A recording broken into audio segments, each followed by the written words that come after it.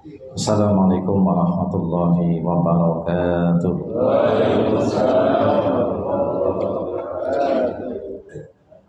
Alhamdulillah wassalatu wassalamu ala Rasulillah wa ala alihi wa ashabihi wa man wala. Wala haula wala quwwata illa billah. Asyhadu an la ilaha illallah wahdahu la syarika lah. Asyhadu anna Muhammadan abduhu wa rasuluhu la nabiyya wa la rasula ba'da.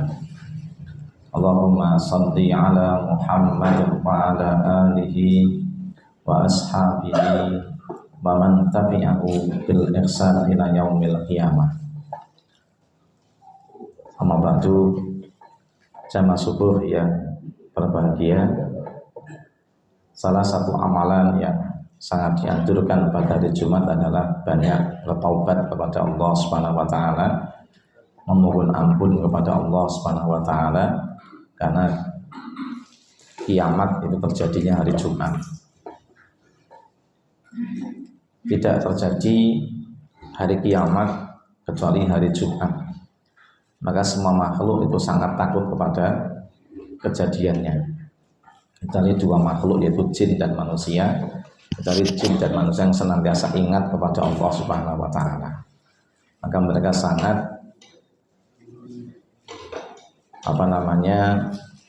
menginginkan rahmat Allah Subhanahu wa taala, supaya mereka mendapatkan ampunannya. Maka caranya adalah memohon ampun kepada Allah Subhanahu wa taala. Dosa kita sangat banyak. Ada dosa yang terdahulu yang belum diampuni, ada dosa yang belakangan yang juga belum kita taubati, ada dosa yang kita bersama-sama dengan jamaah sama-sama melakukannya, ada dosa yang kita rahasiakan, ada dosa besar, ada dosa kecil, ada yang sengaja dan nggak sengaja. Makanya kita suruh untuk memohon ampun kepada Allah Subhanahu wa taala.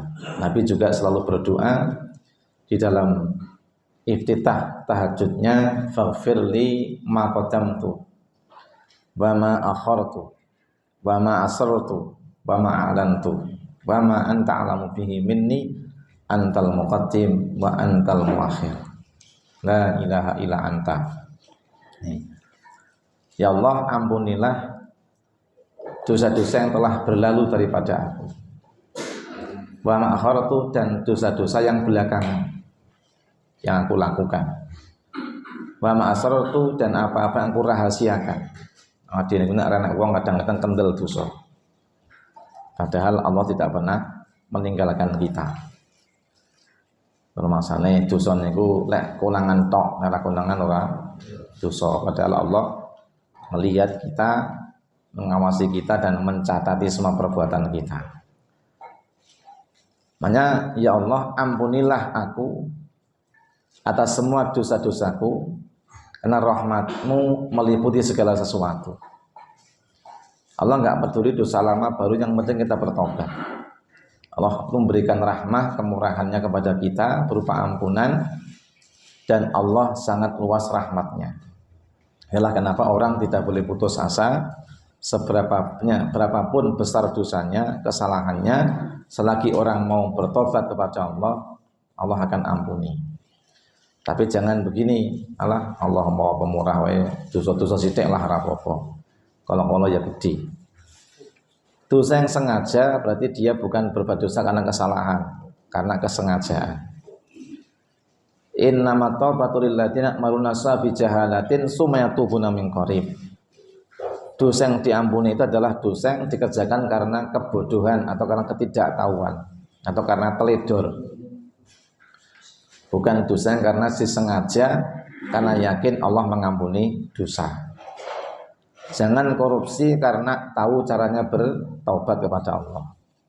Jangan berzina karena tahu caranya meminta ampun kepada Allah.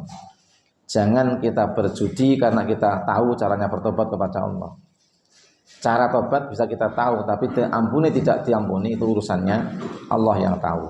Makanya kita ini tidak pernah tahu dosa kita jumlahnya berapa, yang ukur adalah Allah. dan ampunannya pun nggak pernah tahu diberikan seberapa. Makanya kita jangan sampai menyengaja, bahkan kita berhitung-hitung gitu kan. Alah dosaku semene, nah tobatku semene, kok di ngapura semene, dah bisa. Yang penting jangan merancang dosa. Meskipun Allah itu maha luas rahmatnya, tapi Allah la yuhibbudz dzalimin, tidak suka pada orang-orang zalim. Apa? Wong sing ngerti dosa kok sik tetap dilakoni.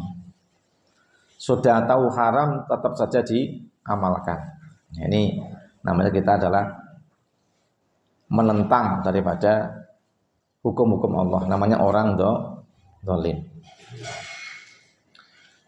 Kemudian apa yang berbahagia, dan Allah itu sangat mulia. Karena kemuliaannya, maka Allah Subhanahu wa taala membentangkan kebaikan-kebaikan bagi siapa yang mau kembali kepada Allah Subhanahu wa taala. Dan Allah Maha Pengampun lagi Maha Penyayang.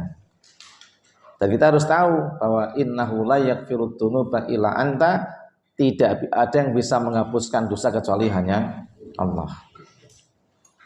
Nah, pastor diparani karo jamaah dijaluki ngapura. Nah, bagi yang mengaku dosa. Tapi kita tidak akan diampuni dosa-dosa kita kalau kita tidak bertobat kepada Allah. Dan Allah akan mengampuni, Allah mengendaki. Makanya memohonlah dengan sungguh-sungguh ampunan kepada Allah. Jangan sampai kita nggak sungguh-sungguh. Kenapa? Nek sedeng kandha ngeten iki. Wong ki nek ndablek. Ndablek itu kandhanane angin. Sing nyebabin ndablek ini kenapa? Dosa-dosane. Jadi wong niku ndablek saka dosane. Ilmu ra mlebu saka dosane. Kemudian nasihat ra iso mlebu krana dosane. Nah, ketika orang tidak lagi bisa untuk dinasihati dan tidak bisa menerima ilmu atau ndablek, tidak berubah-ubah keadaan, karena apa? Dosanya belum diampuni. Makanya kita harus benar-benar bersungguh-sungguh, ikhlas memohon ampun kepada Allah, tulus, tidak main-main, nggak coba-coba, tapi adalah bersungguh-sungguh. Nah, selama orang bertobat bersungguh-sungguh, tidak ada dosa yang ditolak untuk diampuni oleh Allah Subhanahu wa taala. Nah, Allah mengatakan a'udzubillahi minasyaitonirrajim, wallazina idza fa'alu fahisyatan aw zalamu anfusahum zakarullaha fastaghfiru li dzunubihim may yaghfirudz dzunuba illallah. Kita hafal itu nanggere bar batu macane mendhe kuwi. Surah Al Imran 133 sampai 136. Jadi wallazina idza fa'alu fahisyatan aw zalamu anfusahum zakarullah fastaghfiru li dzunubihim may yaghfirudz dzunuba illallah. Ini sifatnya wong bertakwa. Ini ayat 135. Dan orang-orang yang apabila mengerjakan perbuatan keji atau dosa besar, au zalamu anfusahum, atau menganiaya dirinya sendiri, maka zakarullah, mereka mengingat Allah. Fastaghfiru dzunubihim, kemudian mereka memohon ampun akan dosa-dosa mereka. Dan ingat, wa may yaghfirudz dzunuba illallah, tidak ada yang bisa menghapuskan dosa kecuali Allah. Dosa gak iso disetip nganggo setipan. Tidak bisa tutup dengan kelambu, tak bisa disimpan dengan baju yang tebal, tapi hanya mohon ampun kepada Allah yang menghapuskan dosa. Tandane wong di ngapura niku napa? Ndableke ilang. Ndableke ilang. Ada perubahan yang signifikan, ada perubahan mendasar dari cara hidupnya. Yang wong itu nek orang yang perubahan saka cara hidupnya itu jadi belum tobat. Salat sregep, neng maksiat jalan. Salat sregep, neng atine senantiasa gelisah, bingung, judek, galau. Anak wong sing jenenge sijine, anak wong jenenge disipati baperan, sithik-sithik perasaan. Anak ngomong-ngomong kaya ngene dhewe rumangsa dhewe, padahal ora. Sing domongke Pasuruan rumangsane Bundung Gede.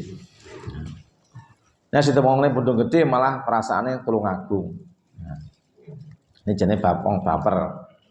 Perasaannya ora karo-karuan. Nah, anggere nek singgung sithik langsung asam lambung. Lambungnya kumat. Nesune kumat. Ini kan. Orang itu ya tidak boleh kendableken nih rentok baperan. Artinya kita menimbang di tengah-tengah gitu loh. Nek memang wayahe nesu ya silakan nesu. Nesu kadang-kadang untuk mempertahankan kemuliaan diri. Kadang begitu. Kalau agamamu itu dihina, maka kamu harus marah. Tuhanmu dijelek-jelekan, kamu juga harus marah. Meskipun Allah bisa membela diri. Wujud keimanan itu ketika Rasulmu disia-siakan, kamu harus juga marah. Tapi kalau kamu yang dimarahi, kamu yang dijelek-jelekan, jadilah Sayyidina Ali. Sayyidina itu ketika diludahi oleh saudara muslimnya. Nah, yang kebetulan perang saudara saat itu, beliau justru malah menarik pasukannya. Kenapa? Dia kalau perang menang jangan itu. Tapi apa? Takut Sayyidina Ali itu. Jangan-jangan saya marah karena pribadi saya. Bukan karena agama saya. Udah kalau marah karena agama itu dianjurkan. Nek marah karena urusan pribadi, jangan, lebih baik kita diam. Nah, lebih baik kita ini sekarang mau dewi kono. Nah, ini wong ngeyel dikandani ra kono ya wis jarno wae. Nek sesuk dikandani ya tutno, nek ra iso dikandani ya stokno wae. Nah, jenenge wong ngeyel. Karena tidak zaman sekarang tok, zaman Nabi ini wong ngeyel sak mbrak-mbrak. Nah, dikai nasihat turu. Nah, nek melek ra mudeng-mudeng, nah itu jenenge wong ngeyel. Nah, zaman Nabi lah zaman Said ora. Dan Said niku turune ngrungokne ya kan, meleke memperhatikan. Nah, elok itu. Zaman Nabi ra tahu pengajian kayak roti ra tahu. Masake pengajian dikai wedang tah karo roti. Nah, ini itu. Nah, sampai Nabi ini tidak wayu mati itu nganti Nabi itu loro-loro. Kalau jenengan maca surah Al-Kahfi 1 sampai 10 itu Allah menjanjikan selamat dari Al-Masih Ad-Dajjal. Nah, kalau dengan maca tafsir ada kejadian yang luar biasa.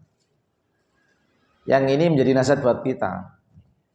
Ada ayat mengatakan naudzubillahi minasyaitonir rajim fala'allaka bakhi'un nafsaka ala atharihim illam yu'minu bihadzal haditsi asafa. Ora mung sahid sing rada anyel nek nyawa wong dikandani ngeyel. Nah, Kanjeng Nabi yo tahu berarti apa keloro-loro atine. Apa ngajak wong Mekah pirang-pirang tahun sing melu mung sithik biyanget. Oke-oke padha nentang. Nah, bahkan sampai-sampai wong Yahudi iki yo ngecek Muhammad itu jenenge dudu nabi mau apa orang Quraisy yo ngecek. Muhammad itu jenenge nabi apa dudu. Nah, orang-orang Quraisy sahabat Rasul mengutus namanya Nadir dan Uqbah. Untuk nggoleki wong Yahudi sing dianggap ahli kitab sing paling top saat itu. Nah, mestinya wong Yahudi ki nek nabi mesti kabare ono. Ditanyakan, oh, di Mekah ada orang ngaku nabi jenenge Muhammad. Ya. Nah, niku bener nabi apa bukan? Maka jawab wong Yahudi telitenan wae, takonono telung perkara, nek iso jawab dhek nabi. Tapi nek gak iso jawab, berarti bukan nabi. Satu pertanyaannya apa? Satu apa yang ditanyakan apa? Takonono. Siji Muhammad tentang ruh. Iso jawab apa ora? Loro. Takonono tentang enek cerita cah-cah nom sing biyen iki diuyak-uyak karo penguasa karena mengajak beriman kepada Allah. Nek ada iso cerita urut jelas pasti dia nabi. Lah Muhammad urung tau krungu critane kuwi, urung tau mudeng sejarah mbiyene piye. Ya. Biasanya wong ra mudeng berarti dia dudu nabi, tapi nek mudeng berarti nabi. Nah, orang-orang Arab segera kembali ke Makkah kemudian menanyakan pertanyaan tadi itu. Muhammad, apa ruh kuwi? Muhammad, critakno marang awake dhewe kabeh enake sekelompok pemuda sing ngantek doyak-oyak mlebu gua. Kemudian mereka ini setelah itu hidup lagi, namanya begitu. Nah, belum ada saat itu, Ashabul Kahfi itu belum ada. Ceritanya rongono surah Al-Kahfi.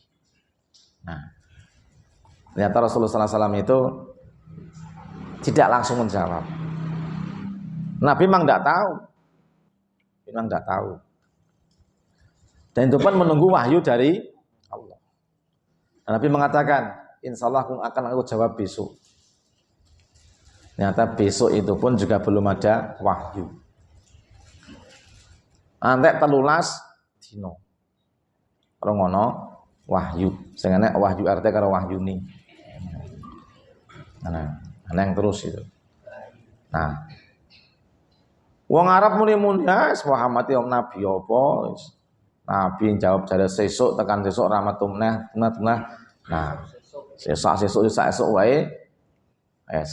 Wis dak wae gak ditampa-tampa.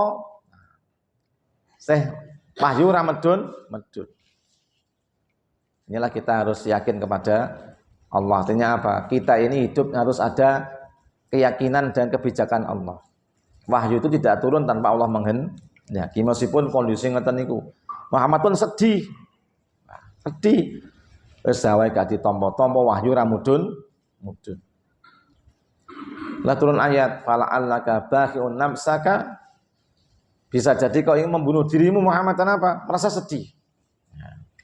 Ala atharihim, atas apa yang engkau dapati dari mereka orang-orang Quraisy itu. In lam yu'minu, karena mereka enggak beriman kepadamu. Bihadal hadisi, dengan hadis ini dengan apa? Dengan ayat-ayat itu. Asafan itu apa? Sedih. Kecewa. Nek wong sing anyel sedih kecewa gara-gara dakwahe ora ditampa. Nah, Muhammad pun juga sedih, kecewa. Nah, setelah turun Al-Kahfi itu kabeh. Turun Al-Kahfi diterangno sejak tentang Ashabul Kahfi. Kemudian juga tadi belum satu hal tadi. Takono nek wong lanang sing melanglang buana ning dhuwur jagat iki. Sing nguasai timur dan barat. Dijawab semua di situ. Ada Ashabul Kahfi dijawab. Ada kemudian juga dijawab Iskandar Dzulkarnain. Nah, sing melalang buana dari timur ke barat. Nah, bahasan dijawab wong Yahudi ya, wong maksudmu ya mudeng, jawabannya padha sing dikarepke karo wong Yahudi men ora beriman ya. Ngetes to. Ngetes ya ora beriman. Wis mudeng kuwi Muhammad itu nabi ya ora iman. Wis ngutus utusan lho tekan Madinah. Wis takon tentang sifat-sifat Nabi itu seperti apa, wis dijawab. Ya, kemudian di cross check bener apa ora? Ya bener. Lah ya sik ora beriman.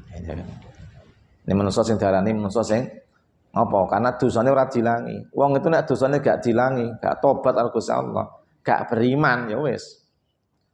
Sawaun alaihim a'anzartahum am lam tungdirhum la yu'minun. Semudang terjemahannya kabeh ora tak terjemahke. Sapal lagi.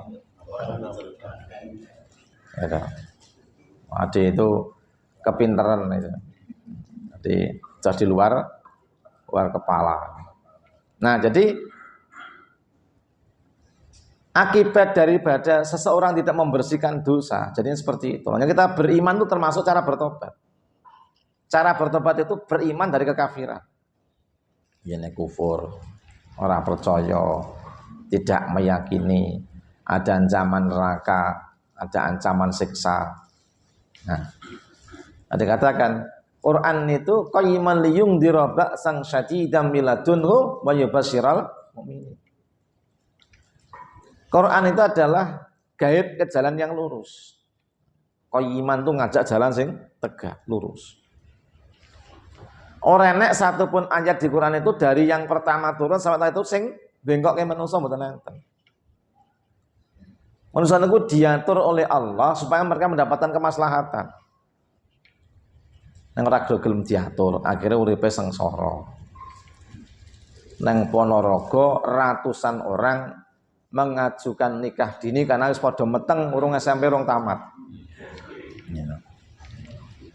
Ratusan pasang itu mengajukan nikah ke Kementerian Agama. Nah, karena pinter-pinter. SMP orang tamat terus padha meteng. Nyambut gawe urung. Oleh hasil urung.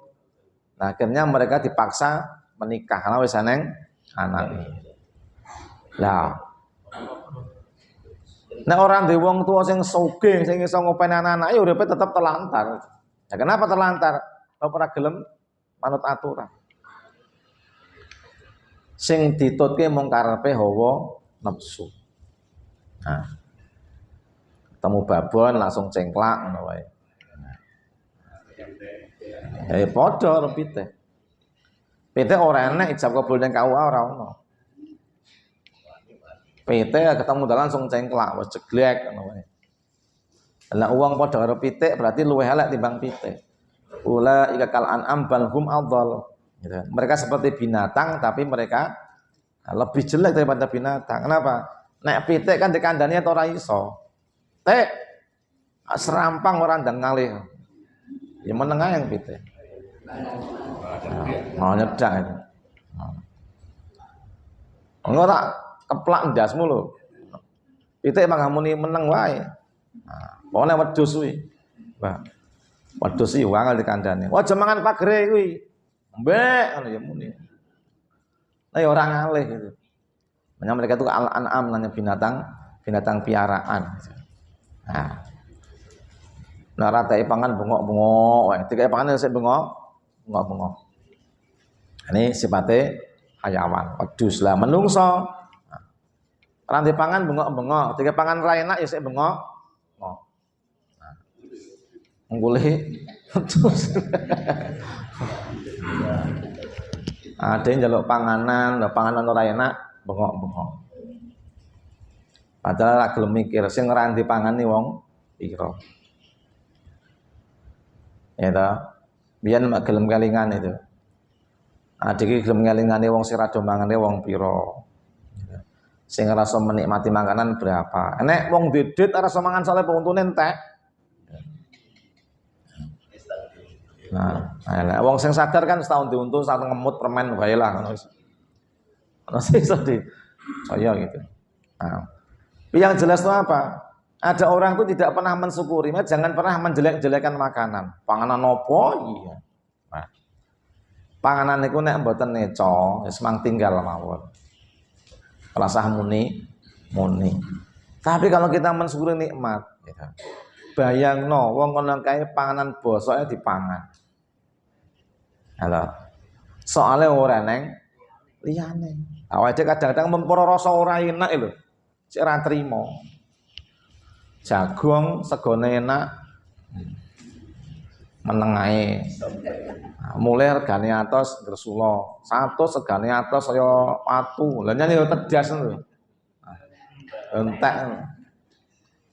Inilah menungso itu. Jadilah kita orang yang selalu bersyukur. Diberikan oleh Allah nikmat itu bersyukur. Kenapa? Berarti ada itu untuk suguhan. Suguhan itu godhong kates. Rasanya pahit. Ya. Kalau kamu nggak suka, kamu diam aja. Nggih, matur nuwun. Pahitnya dicepakne kan, godhong kates kan pahit itu.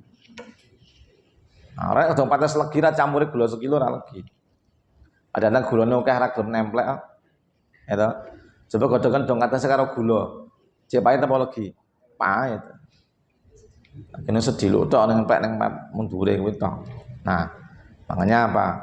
Seorang itu harus pandai bersyukur kepada Allah. Daripada kufur malah dosa. Ada itu gampang dosanya timbang ganjarane. Ya toh? entuk kiriman tonggone. Nah, aku mamping itu mulai pengajian entuk kiriman lontong opor. Oleh tonggone. Nah, jenenge lontong neng kare. Jadi kare lontong, jenenge kare tong. Kare lontong. Nah, entuk telung piring. Nah, kadang enak war tanduk aja ki anake urung ngono ya wis tas itu. Nah. Enak lah. Nah jenengan. Kowe iki nek pangan ora iki? Ora anake rong teko pangan tek. Ya wis lah situ mangan. Nah. Jadi nikmati aja makanan itu enak ya dipangan. Ora enak nek baju dicokot itu entekno. Sambil merenungi ya Allah. Bayangno lho wong sing ra dipangan kaya Allah. Pohon ora entuk dipangan nek dipangan. Ya to. Pohon wong maksudnya itu. Tetap dipangan. Bayangkan itu loh. Saya kiki sokong geraga semua kulit pohon itu digolek yang Wonogiri kono. Kulit itu mau jaluk dipangan. Tapi kulitnya urung pohon. Sokong urane sing dipangan. Suguh roti, alah roti neh. Kudune alhamdulillah jentuk roti, disi mentelo-telo dina sik ora bosok ya. Nek pas ranti pangan tak nane. Roti, serah trimo, kacang hijau, cari asam urat, apa serap bener. Nah, kita harus pandai-pandai, jadi ben tukul kebaikannya. Itu apa? Jadi makanan itu jangan dipandang rasane ora. Enek sing rasane ora enak, legane larang. Ya toh? Apa pahit sisan. Neng banarane kopi 50.000. Sak cangkir cilik. Ya toh, 50.000. Pahit. Kopi pahit. Nah, lho jadi yang aja itu tadi itu. Kalau ada nenek rasane panganan enak, alhamdulillah, berarti sik dikai ilat sing rasake. Yen ora enak, bayangkan wong sing ra duwe pangan kae, sing nganti golek nang sampah, didukir-dukir dipangan langsung itu. Wong gendeng itu. Nah, bayangno itu. Makanya kita jangan sampai ada sebuah riwayat mengatakan banyak orang itu yang tidak sadar akan dihisab oleh Allah. Kenapa? Suka membuang-buang makanan. Alasannya orang enak. Alasannya orang enak. Padahal bagi orang lain itu enak era umum. Enak era umum. Ada orang kerja di hotel, gitu kan. Dipesani karo tonggone, Pak D, nek turah-turan diguwaki kula mboten napa-napa, bayangno iku. Nah, nek turahan sing diguwaki madhake mulih ya Pak D. Nah, ya apa? Ben sarapan bocah-bocah niku coba. Kaya ngono kuwi. Kondisine wis sing kono wis ora peduli, penting iso ganjel weteng. Nah, makanya ini namanya tumbuh kebaikan. Makanya kalau orang itu dosanya orang di ngapura, itu rasa tumbuh kebaikan-kebaikan daripada dirinya. Enaknya mong gresula karo gresula, maidu karo maidu. Udune nek nikmat alhamdulillah. Enak ya alhamdulillah. Ora enak ya alhamdulillah. Entuk roti alhamdulillah. Ora metu roti innalillahi wa inna ilaihi raji'un. Ono Mas. Penak urip itu. Anak awake dhewe mung gresula wae wis ra enak-enak. Kenapa? Karena wong sing ngrasa nyukuri barang sing ora dianggap berjanji, yang syukur yang baik, yang tinggi. Sithik gresula wong sing ora nyukuri sing sithik, oke sansaya meneh. Makanya kan belajarlah kita dengan para ulama itu. Apa? Wong itu kira-kira sih manfaat gitu kan. Jangan dibuang. Manfaat jangan dibuang. Gitu kan. Kenapa? Karena nanti kalau manfaat dibuang jadi mubadir. Innal mubadirina kanu ikhwanas sayatin. Wong sing jenenge membuang-buang perkara sing sih manfaat itu temene setan. Nah, itulah. Nek cah cilik piye? Panen duncalke, cah cilik kan urung diakal. Cah cilik niku ya ngono kuwi. Nah, sini cah cilik. Cah cilik itu panen duncalke, sale moh. Nah, ya wis. Tapi wong tuane iso nyawang panamoce utuh ya jukuan meneh. Ya. Diresiki, tumbah, tidang meneh, pangan. Wih, asing tunjalke godir, nah ya wis. Wis. Terus anu, makanya makanan yang jatuh itu ya segera diambil, kotorannya dibuang, yang bersih dimakan. Itulah satu contoh wujud daripada tumbuhnya kebaikan dari orang-orang yang senantiasa mohon ampun kepada Allah Subhanahu wa taala.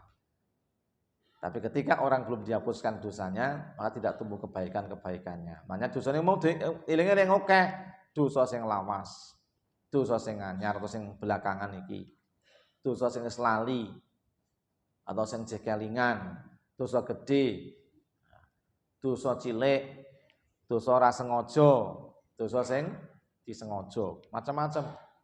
Dan belum lagi ada namanya wa ma anta alamu bihi minna. Eneng dosa meneh sing hanya Allah yang tahu. Itu bisa merasa enggak berdosa, aku ora salah, dosaku apa? Nah, kadang gitu kan. Nah, salahku apa? Ora mudeng. Nah, bagi saya jenengan turu kabeh iki ora salah. Karena pengajian masih bisa jalan itu kan. Meskipun do turu. Nah, tapi di mata Allah I don't know. I don't know itu. Saya enggak tahu. Di mata saya enggak ada yang berdosa. Kenapa? Karena wong turu kira di kesalahan kok. Rubi al-qalam antalasin diangkat pina dari 3 orang. Pertama anak kecil sampai balik. 2 wong turu nganti tangi. 3 wong gendeng nganti waras. Dina sampean mau siji gendeng, loro turu, 3 jek cilik, iki ora ana hukum. Nah, di mata saya sama, wong turu, wong melek, cah cilik, kabeh mong padha.